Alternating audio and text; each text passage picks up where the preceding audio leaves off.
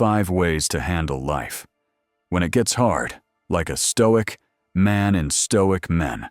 Tribe, today we're tapping into a powerful truth, a moment of inner strength, sharp clarity, and timeless wisdom. Don't skip any part of this video. Share your thoughts in the comment. Please do us a favor by hitting the subscribe button, like, and turn on notifications so you never miss an update. When life punches you in the face, when things fall apart, when people leave, when plans fail, you have 2 choices. You can collapse, or you can become unshakable. This is for the men who choose the second path. This is for the ones who don't escape their problems. They face them. Here are 5 ways to handle life when it gets hard, like a Stoic man. 1. Accept reality before you try to change it. Pain begins where resistance lives. Peace begins where acceptance starts. When life hits hard, when you lose something you loved, when your plans collapse, when your world feels like it's falling apart, the first instinct for most people is to fight reality. We cry out, "Why me?" We say, "This isn't fair." We hold on to the way things should have been, instead of facing how things actually are. And that's where most of our pain grows. Not from the event itself, but from the fight against it. The truth you need to hear. Sometimes life won't ask for your permission before it changes everything. People leave, doors close, opportunities disappear. You get hurt in ways you didn't deserve, and no amount of wishing can undo it. But listen closely. You don't heal by denying what happened. You heal by looking it in the face and choosing not to run anymore. That is what a Stoic man does. Real strength is quiet acceptance. Acceptance doesn't mean you like what happened. It doesn't mean you give up or stop caring. It means you finally stop lying to yourself about how things should be, and you start facing the way things actually are. You must learn to let go. Release the pain, accept what is, and have faith in what will be. Acceptance is the point where healing begins. Because once you accept the moment, you free your energy. And when your energy is free, your choices return. And when your choices return, so does your power. A gentle example. Imagine a man standing in a river. The water rises. The current gets rough. But instead of stepping back or swimming to shore, he keeps screaming, "The river shouldn't be like this." He fights it. He curses it. He stays in the same spot and gets swept away. That's what we do in life. But what if, instead, he paused, looked around, and said, "The current is real. The danger is here. But I'm still breathing. I can move. I can choose." That's the moment things change. Not because the river stops, but because he does. He stops resisting and starts responding. That's acceptance. And that's the first step to true strength. The words that saved me once. There's a quiet sentence I once read during the darkest season of my life. I want to pass it to you.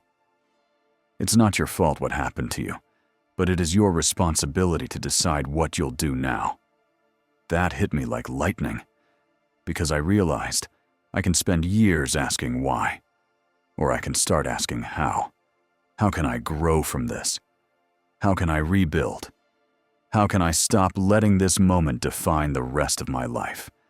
And most importantly, how can I carry this pain with strength, not shame? That's when I began to change. You can start now. With one simple thought: stop fighting what already happened. It won't go away by denying it, but it can lose its power when you accept it. Acceptance is not weakness. Acceptance is the fire that melts resistance, and in that fire, you will forge something new. A new path, a new version of yourself, a new kind of strength. Not loud, not angry, but still and solid like stone. Because once you accept where you are, you can finally begin to move. 2. Control what's inside. Let go of what's outside. You have power over your mind, not outside events. Realize this, and you will find strength. Marcus Aurelius, when life gets hard, it's natural to feel like everything is spinning out of control. People betray you, plans fail, dreams don't go the way you imagined, and the world seems to ignore your pain. That's when your thoughts start to whisper, if only they treated me better. If only I had more money, more time, more help. If only life was easier. But here's the hard truth, and the key to real freedom. You don't control most of what happens in the world. You only control how you respond to it. Why this is so important. Most people stay stuck in life because they waste all their energy trying to control things that are completely outside of them. What people think of you, how others behave. Whether or not things go your way, the timing of success, the way the world treats you. But a stoic man, a truly grounded man, learns to focus only on what belongs to him. His thoughts, his reactions, his choices, his habits, his mindset. And that shift, from blaming the world to mastering yourself, is where all of your power lives. A simple example to make it clear. Imagine you're caught in a rainstorm without an umbrella. You can stand there screaming at the clouds, cursing the weather, hoping the sky will suddenly clear. Or you can choose to run for cover. You can choose to keep walking anyway, accepting the wet clothes, but not letting them ruin your day. You can laugh. You can dance. You can even stay still and let it pass. You can't stop the rain, but you can choose who you are in the rain. That's the lesson. That's Stoicism, the wisdom of Epictetus. Some things are up to us, and some things are not. Epictetus. He said this over 2,000 years ago, and it's still one of the most powerful tools for peace. Repeat it when you feel overwhelmed. Is this up to me? If it is, take responsibility. If it isn't, let it go. It sounds simple, but it takes real strength to live by it, because letting go is harder than holding on, especially when you feel hurt, misunderstood, or disappointed. But holding on to things you can't control will only keep you stuck, bitter, and angry at a world that doesn't owe you anything. Letting go doesn't mean you stop caring. It means you stop giving your peace away to things that were never yours to carry. A moment that might feel familiar. Maybe someone left you, and your mind keeps going in circles. Why did they do this to me? What could I have done differently? What's wrong with me? But none of those questions bring peace, because you can't control someone else's heart. You can't rewrite their choices. You can only choose what to do next with yours. Will you stay angry? Will you stay broken? Or will you take that pain and turn it into wisdom? That choice is yours. And that's what true control looks like. Let this sink in. You will never control the world, but you can master the way you move through it. You can't stop storms from coming, but you can become the kind of man who walks through them without falling apart. That is the way of the Stoic. Calm, clear, centered. He does not waste energy trying to control people. He does not argue with fate. He does not beg for fairness. He turns inward. He sharpens his soul. He chooses discipline over drama, response over reaction, and strength over struggle. Final words. You may not get to choose your circumstances, but you always get to choose your character. And in the end, it's not the world that makes or breaks you. It's how you rise inside of it. 3. Use pain as fuel, not as a cage. The wound is the place where the light enters you. Rumi. We all carry wounds. Some are loud, obvious, raw. Others are quiet, buried, unspoken. But every man, no matter how strong he appears, has felt the ache of pain that changed him. The question is not whether you'll suffer in life. The question is what you'll do with it. A Stoic man understands this. Pain is not your enemy. It's your teacher, your test, and your fuel. Most people let pain trap them. Most people build walls around their hearts. They get hurt once, and they swear never to love again. They fail once, and they decide they're not good enough. They lose someone, and they let grief become their identity. They stay trapped in their suffering, and slowly they stop living. But pain isn't meant to be a prison. It's meant to awaken you. A short story, The Burned Man and the Hammer. There was once a man who lived in silence. He was kind, but timid. He kept his dreams small, and his voice even smaller. One day, everything he loved was taken from him in a moment. His job, his relationship, even his health. All gone. Like a fire had burned down his whole world.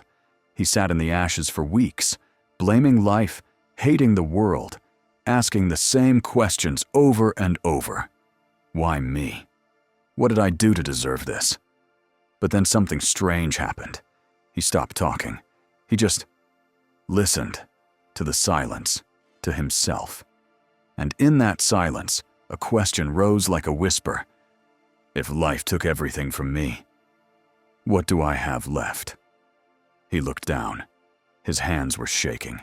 His heart was heavy. But they were still his. He still had himself. So he picked up a hammer.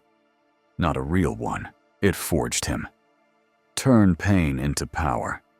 There is a deep truth that no one tells you. Pain is proof that you're still alive. That means you still have something left to give. It means life isn't done with you yet. It means the world is waiting to see what you'll become next. Let your scars remind you, not of what broke you, but of what built you. What the Stoics teach us. Marcus Aurelius wrote, "The impediment to action advances action. What stands in the way becomes the way." In other words, the thing that hurts you can also shape you.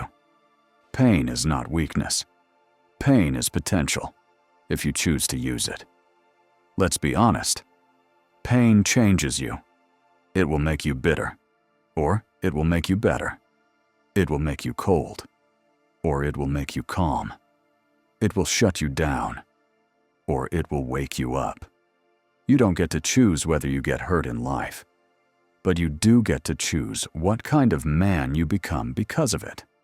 Final words. Let your pain remind you how strong you can be. Let your pain carve space in you for wisdom. Let your pain turn into purpose. Don't run from it. Don't hide from it. Look it in the eye and say, "You didn't break me. You built me." Because a man who has suffered deeply and still stands with calm in his eyes and fire in his soul is a man the world cannot defeat. 4. Keep showing up, even when you don't feel like it. Just because you're struggling doesn't mean you're failing. Every step forward still counts, even the small, silent ones. Let's be honest, there are days when it's hard to get out of bed.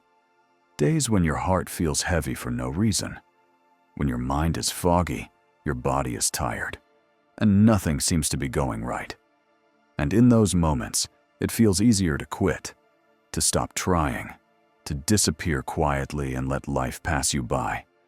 But this is where true strength is built, in the quiet moments when no one sees you, and you choose to keep going anyway. What it really means to show up. It doesn't mean you always have to be at your best. It doesn't mean you need to have it all figured out. It simply means you try. You get out of bed when you'd rather stay down. You speak kindly when your heart feels numb. You take a deep breath instead of lashing out. You go for a walk when everything in you wants to give up. Even if you move slowly, even if it doesn't look impressive, even if no one else notices, you're still showing up. And that matters more than you think. A simple reminder you might need today. You don't need to be strong all the time. You don't need to carry the whole weight of the world. But you do need to take one step, just one. Because consistency in darkness Create strength in the light, and the version of you who kept walking through the fog, he becomes the version who shines in the sun. Let me tell you something you might not hear often. You're doing better than you think. You may not be where you want to be, but look at how far you've come.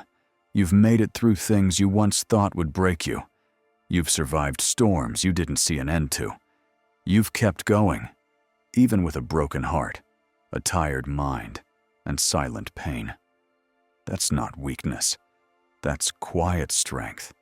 And it's one of the most powerful things a human being can possess. The Stoic way is not flashy. It's steady. Stoic men don't chase emotions. They don't need applause. They don't wait for motivation to strike. They do what must be done, with or without a smile, with or without strength, because that is what real discipline looks like. Waste no more time arguing what a good man should be. Be one. Marcus Aurelius. Even on your worst day, you can still be that man. Final words. There will be hard days. There will be quiet pain. But on those days, don't aim to be perfect. Just aim to show up. Because every time you do, you're rewriting your story. You're building a life that no storm, no loss, no pain can take away from you. And one day, you'll look back at the hardest days of your life and realize they made you the strongest version of yourself. So, even if today hurts, don't give up. Show up. You're becoming something unshakable. 5. Do your best, then let go of the outcome. You are not in control of the results, only your actions. Let's face it, we all want life to turn out a certain way. We want our work to be recognized. We want the person we love to love us back. We want the effort we give to mean something. We want the reward to match the sacrifice, and when it doesn't, it hurts. It feels like the world ignored us, like we wasted our time, like we're not enough. But here's the hard truth that Stoicism teaches. You are only responsible for the input, not the outcome. Why this hurts but sets you free. You can give your all and still not get what you hoped for. You can prepare perfectly and still fail. You can love deeply and still lose. And that's not your fault, because you were never in control of the outcome to begin with. What you are in control of is how honest your effort was, how true your intentions were, how you acted, even when no one was watching. That's what defines you, not the result. A simple example. Let's say you're planting a tree. You dig the soil. You water it daily. You give it sunlight. You care for it with patience. But some things are out of your hands. The weather, the insects, the condition of the seed itself. You did everything right, but maybe it still didn't grow. Do you call yourself a failure? Do you stop planting forever? Or do you say, I did what I could? The rest is not mine to hold. That's detachment, not from care, but from control. What it means to detach. Detachment doesn't mean you don't care. It means you care deeply, but you don't tie your worth to what happens after. It means you give your heart to something, and then you trust that whatever happens next is part of the process, even if it hurts.